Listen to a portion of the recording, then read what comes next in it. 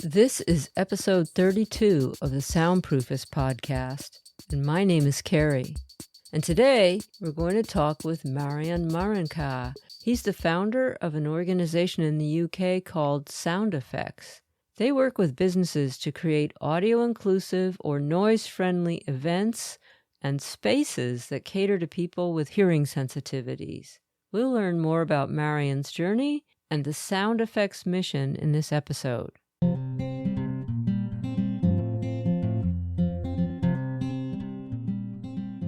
Hi, my name is Marion Marincat. I'm a co-founder and CEO of Sownd. I first became interested in sound probably in my teens when I got really interested in dancing. So I became a professional dancer in my teens, and that in my 20s led to being fortunate enough to own a couple of music clubs. So I was really into dancing and selecting what type of music gigs we want to have. And was it loud music? Oh, it was definitely loud. I really enjoyed being in the front line where the speakers were. And obviously going to all these festivals in Europe, festival season really started to kick off in Europe in the 2000s. So I was going to as many as possible. But my dancing interest was in modern dancing, and so quite a range of music types that I was enjoying. And then it sounds like at some point you began to feel the effects of dancing by the loud music. Well, actually, when I was diagnosed with profound hearing loss at age 26, that was my first thought as well. I was sure it was because I was blowing my ears with incredible amounts of sound. But that wasn't actually the case. It was for medical reasons that I lost my hearing. And it turns out I was given some very strong antibiotics in my childhood that had an impact on my auditory system, which as a side effect is only noticeable in adulthood. So that was just a coincidence if my hearing loss occur after a lot of music being blared in my ears. Definitely sounds like it was an interruption in your life goal and career plans, though. Well, it was when you are born with hearing and then you are not able to hear just as well, it feels like a massive loss. And that's exactly what it felt like. It was very depressing and definitely lost the ability to socialize for quite a while. Started wearing hearing aids, which is not cool when you're 26, 27, in a world where we see hearing aids as they are seen. And of course, it started as a personal challenge. Well, first of all, I realized right there and then how much I took sound for granted and how many people then actually struggle with hearing immediately after that, because I became very interested in what I was going through. And I was curious how many other people are going through this stuff. Am I the only 26-year-old that's losing their hearing and everyone else is old? So it was quite a revelation around different areas of how I saw the world and how sound, how important it was for me. Sure. Just out of curiosity, did it happen gradually or just one day you woke up and your hearing wasn't there? It was, when you come out of a plane and you feel your ears are blocked, so you try and pop them. So I tried to pop my ears for about 6 months. And I thought I had a cold, and I went through this whole journey of denial until I had to go and see an audiologist. But it happened almost overnight. So almost overnight, I couldn't understand what certain people were saying, and I could understand others. And I found out later why, because the different tones of voice and how people speak. But it was very scary to go through that massive difference in a very short period. Yeah, no kidding. I know sometimes when I was younger, I used to go to very loud concerts, and you had a ringing in your ears sometimes afterwards. And also it had that feeling of, when you go underwater and you have water in your ears. But within a day or two, it would sort of slowly, I think, come back. But I can't imagine how that would feel when it never comes back. That is, especially at age 26. Can you tell us about your organization that you founded, Sownd? What is the mission of Sownd? Well, as I started being more accustomed with wearing hearing devices.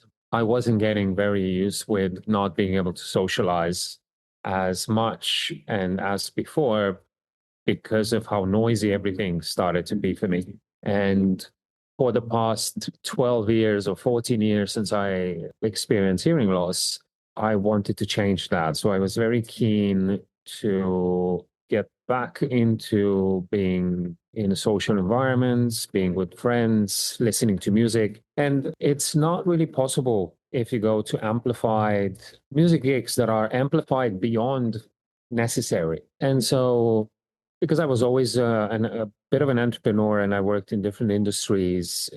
My background is in architecture, law, finance, and behavioral science. So I combine all of these into thinking, well, how do I solve this problem? And then also, firstly, how many people deal with this?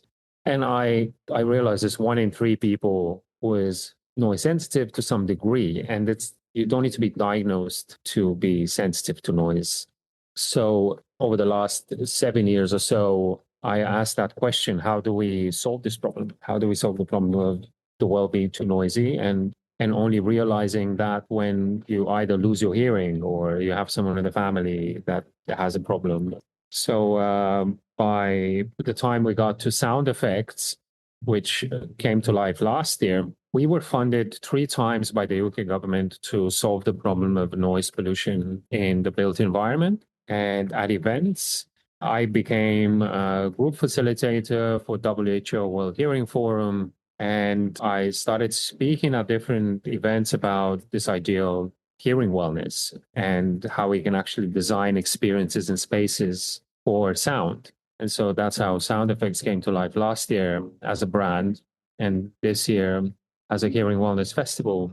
And so the Hearing Wellness Festival, I think that's what I saw on your website. You've had a couple of events this summer. What happened at these events and how did people participate? Well, we launched the Hearing Wellness Festival as a geographical area. So in East London, in Hackney, we decided to reach out to the council and say, okay, we're going to make this area the first area that is audio inclusive, noise friendly.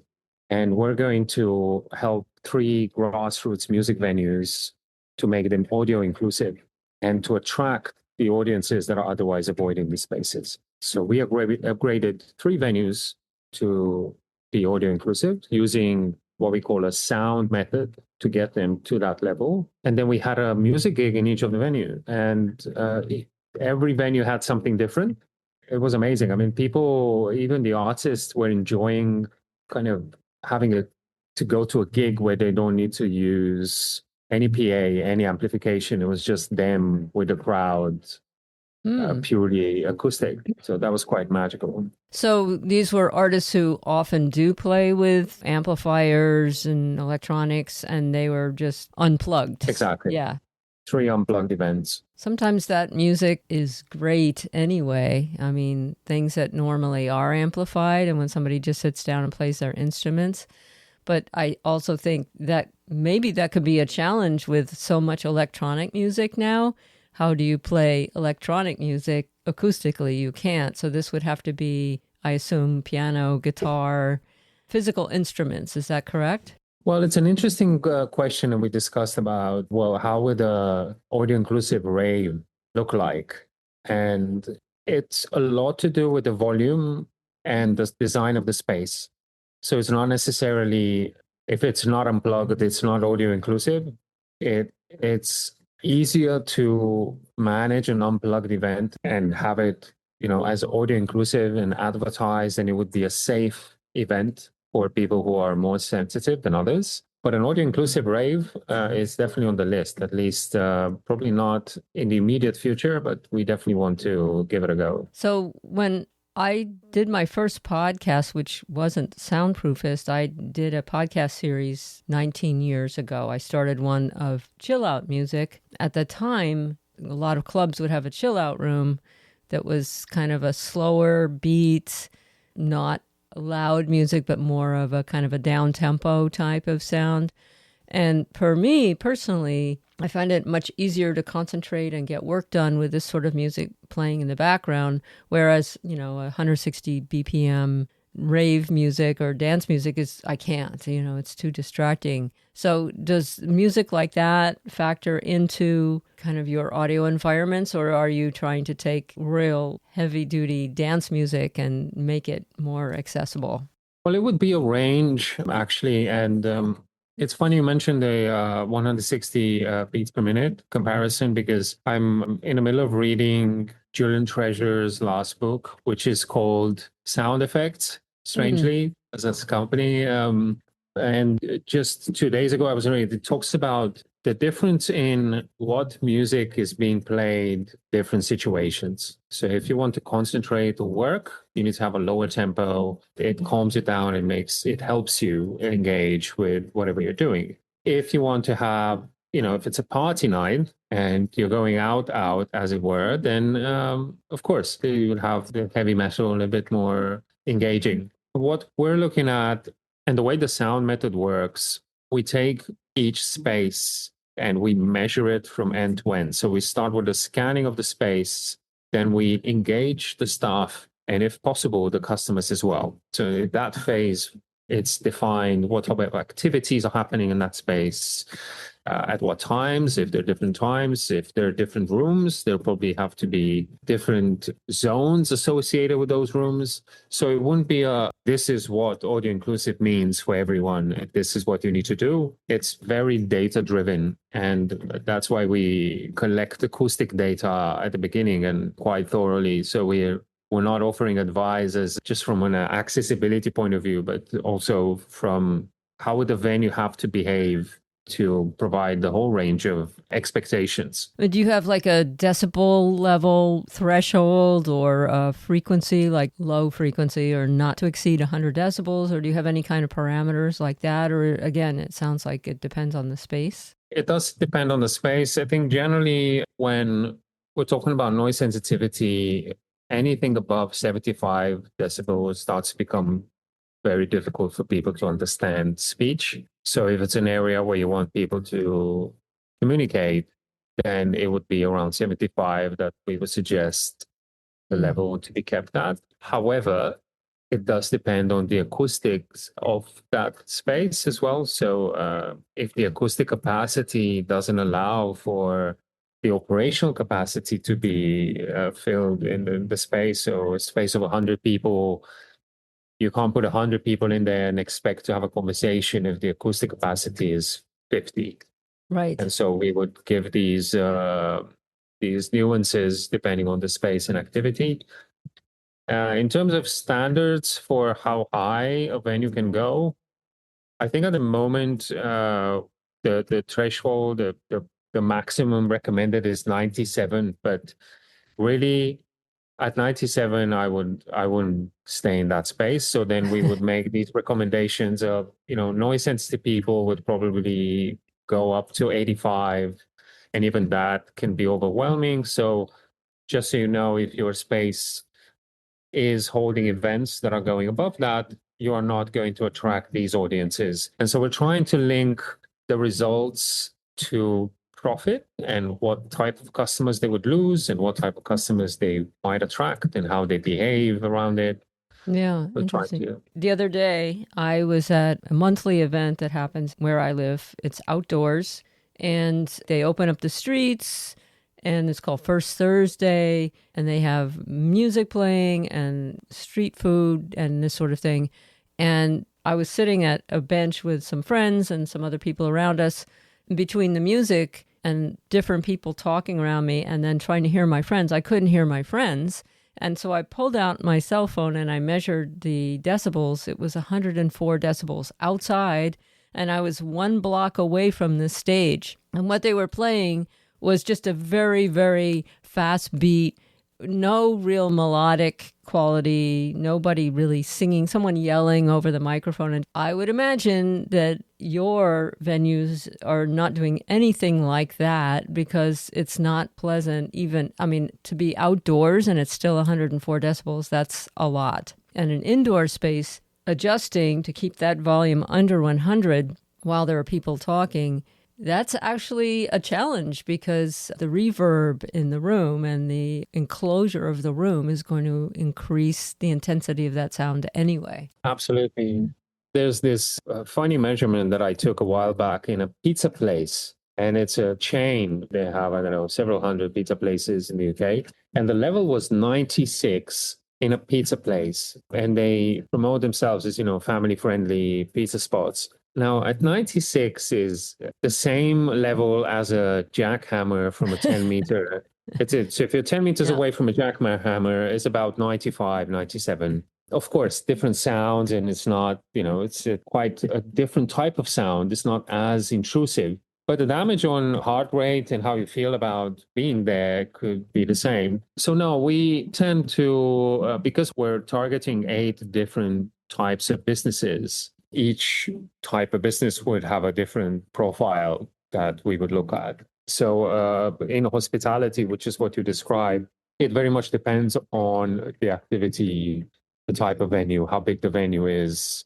And in the venues that we upgraded now, we did provide them with tools to be able to call an event audio inclusive without sort of damaging the expectation that people have when they go to one of those events. But at the same time, there's one of the 3 venues is a jazz club, and sometimes they do have loud gigs, and that's okay. But that needs to be explicitly revealed when we promote their venues as audio inclusive, but the event may not be. So you mentioned hospitality is one of the types of businesses that you work with. Can you name a couple of other examples of types of businesses? So we're looking at co-working spaces and corporate offices. We started looking at retail and how can we help retail businesses be more audio inclusive. Looking at hotels, some hotels have become destination places. So you have this open space in front of the lobby, which works as co-working, and then the cocktail bar starts at 6, and then you have a small party going on in the corner, and then there's also a restaurant, and the kitchen doesn't have any windows, so you have everything happening in the same place. Mm-hmm. So these are some examples that we're looking at, and then it'll be different sizes and have different activities, so we need to take that into account as well. So when you have, for example, a business like this and you say audio inclusive, are there people who are seeking this out? Like, is there some sort of a little badge or something people are looking to go out? Or is that a goal of yours so that when people go out, they look for the spaces that are rated as audio inclusive so that they can have the environment that they want when they eat in a restaurant or go to a concert? That's right. We are in the process of launching a map with all the venues that we class as audio inclusive. We are partnering up with acoustic engineering companies that have, their clients that have already upgraded their spaces for acoustics. So they're already halfway there in a way. And what we also want to do is offer, the option of booking a quiet table or not noisy table. And that needs to come with continuous noise monitoring. So we're looking at the reliability of what we provide through the fact that businesses went to the Sownd method to be supported by venues that have 24/7 noise monitoring. So if you want to book a quiet table, it's not just a tag that it's quiet. You can also see that it's been quiet through the decibel level meter that is installed. Okay. Are you familiar at all with the app called Soundprint, which was started in New York City? Yeah. So that is something that I think, an app like that, being even co-listed on an app like that would be helpful, for those people who do seek that out. I want to go on a date and I want to be able to hear my date, that sort of thing. How would someone right now find out that this audio inclusive space is available then? How would you find that out? Well, now we've listed Sownd Experiences page. So we have Sownd Experiences. That's where we're going to launch everything that's coming up in terms of events, venues, maps. Everything's going to be up there. And we're launching a series of New Perspective on Sound newsletters where we give people tips on where to go in the meantime, what to do, what's happening in their city. For the time being, we're primarily focused on London. but we get interest from all around the world actually to bring something like this. So we'll expand. Yeah, That's the great. best way at the minute. Yeah, that's what I was going to ask you is if this was limited just to the UK, and it sounds like it's focused on London for right now, which is probably a pretty noisy city. It's I'm just uh, it's guessing. it's class one of the noisiest capitals in Europe. So Wow. yeah, Mm. it's quite fascinating how noisy some places can get. Well, and it's not just indoors either. I think, you've got street noise, I notice this a lot in some cities like in Paris and Madrid, where you have narrow city blocks but very tall buildings.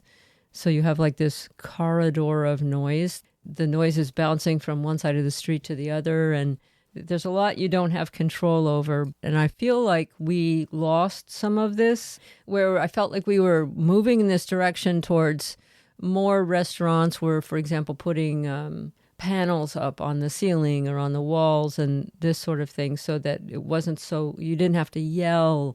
But then once COVID happened, everything got moved outside to these little sheds outside the actual restaurant for a while. And that was actually great because there wasn't as much bounce of the noise.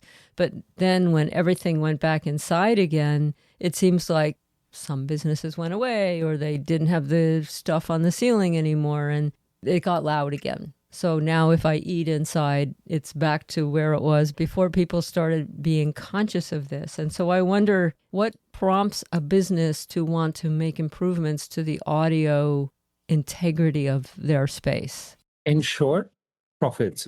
So we developed a noise score that spits out a personalized report for businesses. So it takes into account their size, where they are, etc. And it spits out exactly what the impact of noise is on their bottom line, taking industry data and where they are. So through the questions that we ask, we identify where they are with designing for sound. And what we discovered is that if you tell businesses, look, it's the well-being of your staff, it's your customers. What about your customers?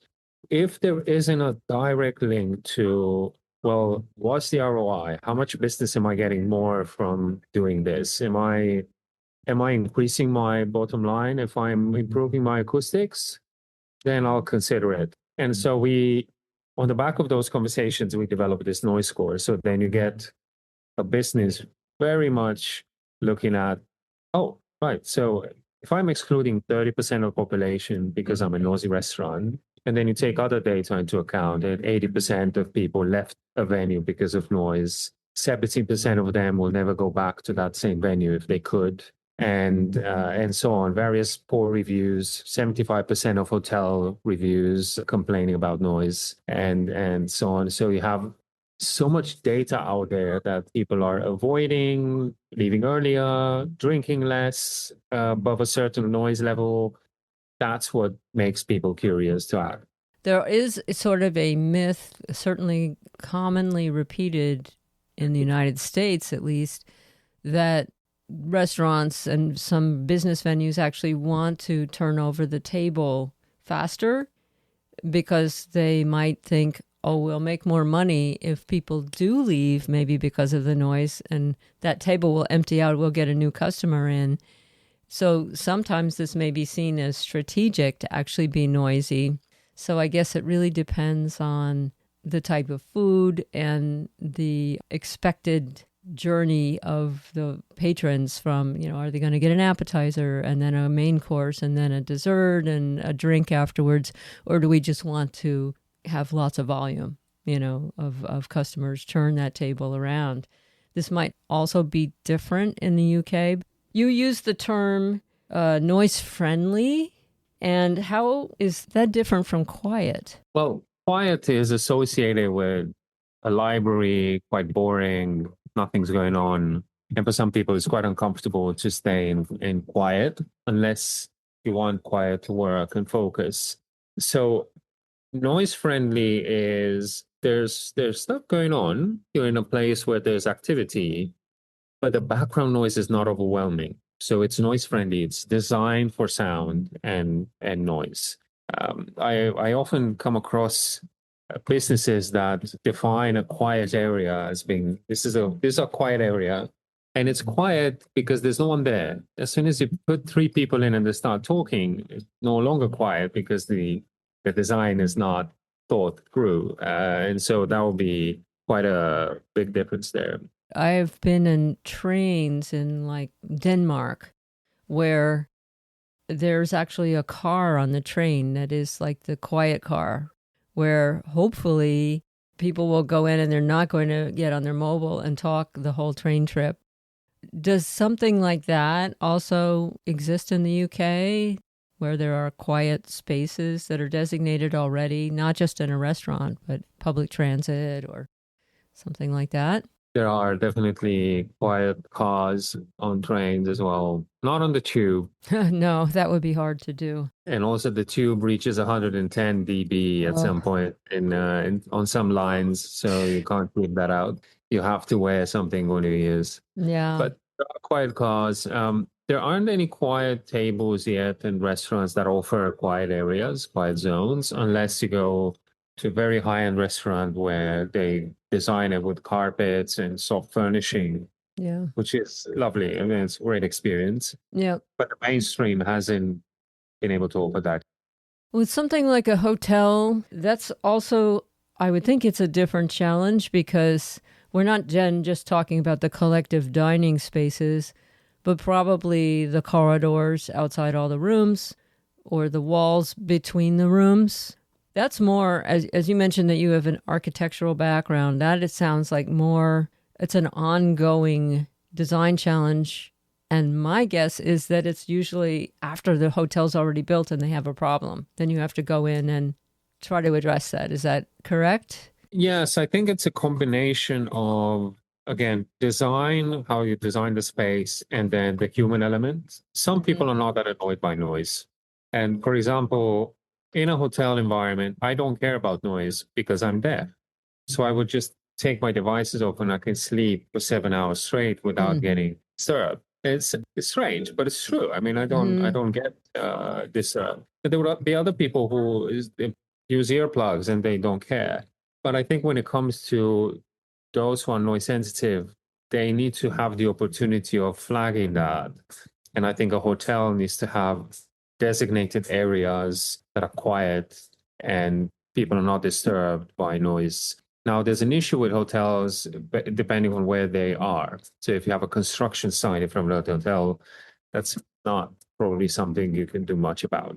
Then there's noise coming from the bar area and from the restaurant, which you can control, and so on. So it varies from, again, from hotel to hotel, from design to design. But generally speaking, it's good to listen to staff, customers, and have some design considerations as well.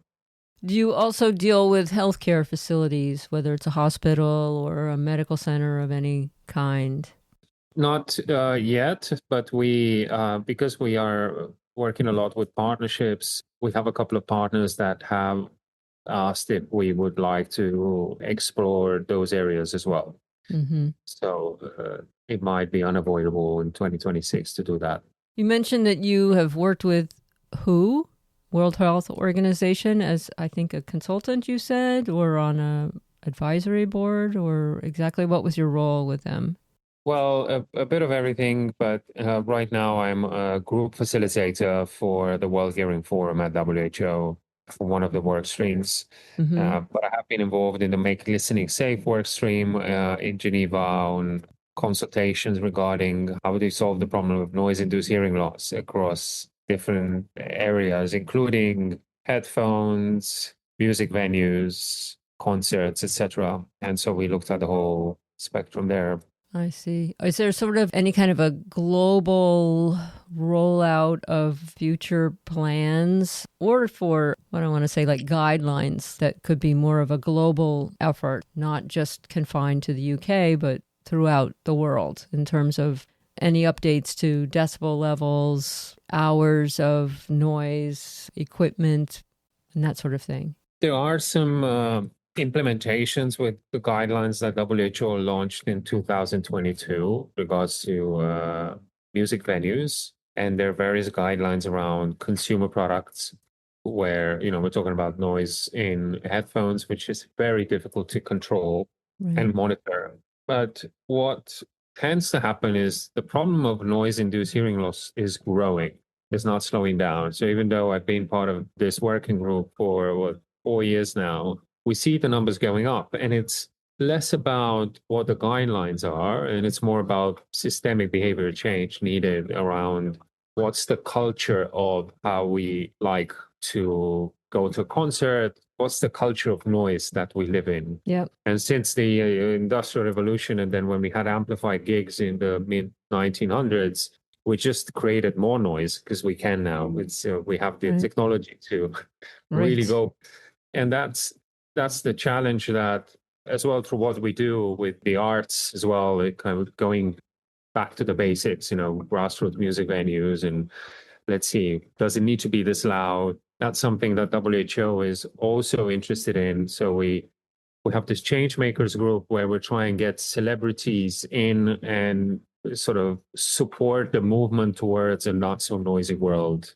through their followers and through people that have, a lot of influence on the younger generation. And how do we flip this? So yes, government guidelines and rules and so on, but also behavioral change on the other side where I think probably the capacity for deeper bass is probably something that's changed in my lifetime, where I don't think really the average home or business venue had subwoofers when I was a kid.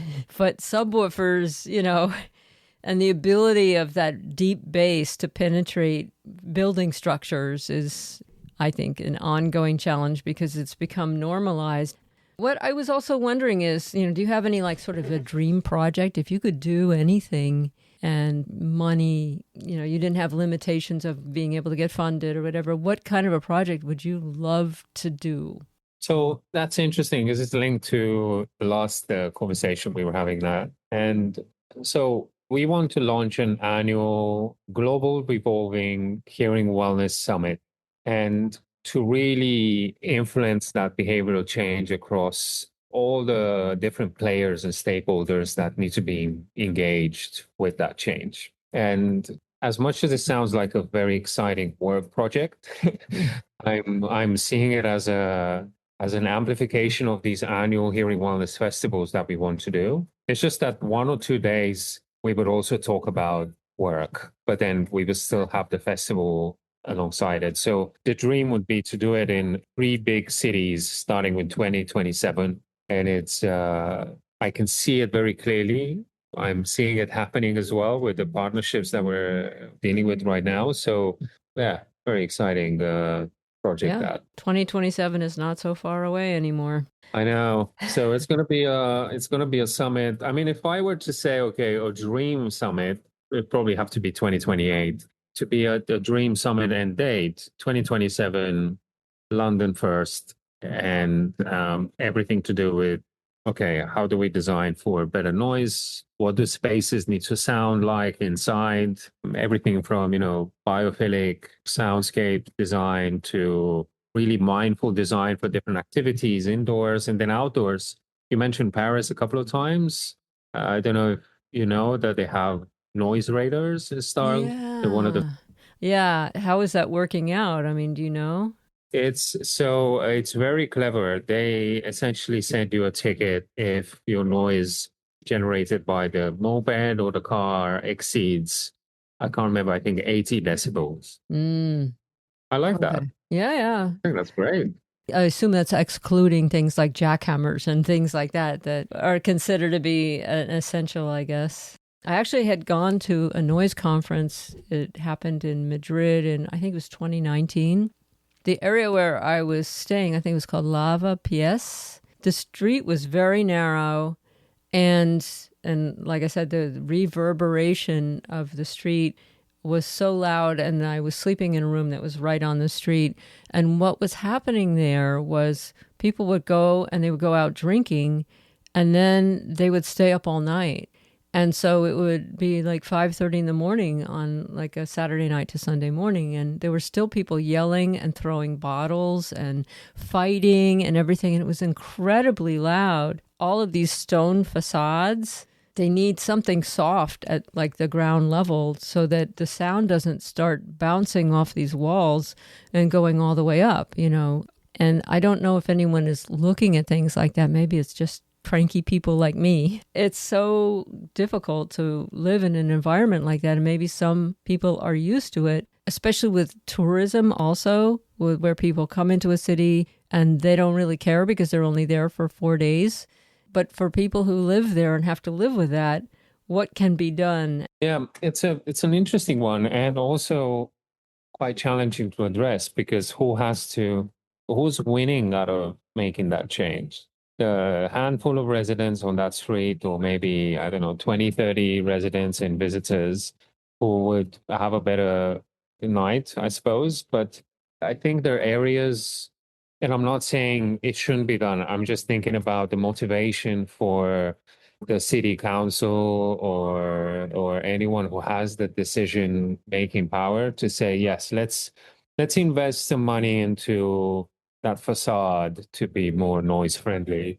I think we're probably a bit far from that. But Yeah. what could be done is I've very often found people that we start a conversation and they say, I don't think I'm noise sensitive. What does a noise sensitive person, what does that mean for the, and so I would describe certain situations where you would feel a bit impacted by noise, and people would find themselves in those situations and think, well, actually, yeah, actually, I'm a bit noise sensitive. I'm just avoiding that and avoiding this.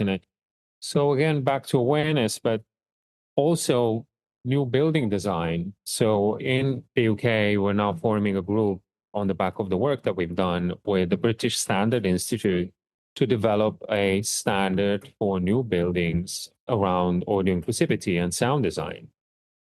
And it's ridiculous that it hasn't been done yet. I mean, there is some Right. work around this, some work, but what about outside buildings? Well, like you have inside, but then you still put glass everywhere Yes. outside. It's like, so those are conversations that are starting. I wonder, how can people contact you or your organization if they're interested in participating in, I guess mostly in the UK at this point, in getting some of your services or consultation or an event? How would they contact you? The easiest way to find us is on Sownd, so SOWND, which is the old English word for sound, .co.uk, or on LinkedIn, we're quite active, and Instagram for future events. It'd be a place where we're going to launch noiseless retreats. We're going to launch competitions for people to do surveys with prizes at luxury spa hotels that are anything but noisy, and so on. So we're going to come out with quite a few things the next 2 or 3 months. So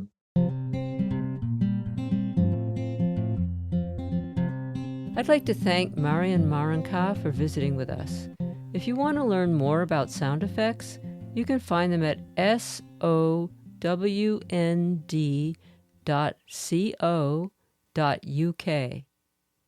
And for more information on noise and soundproofing, visit soundproofist.com.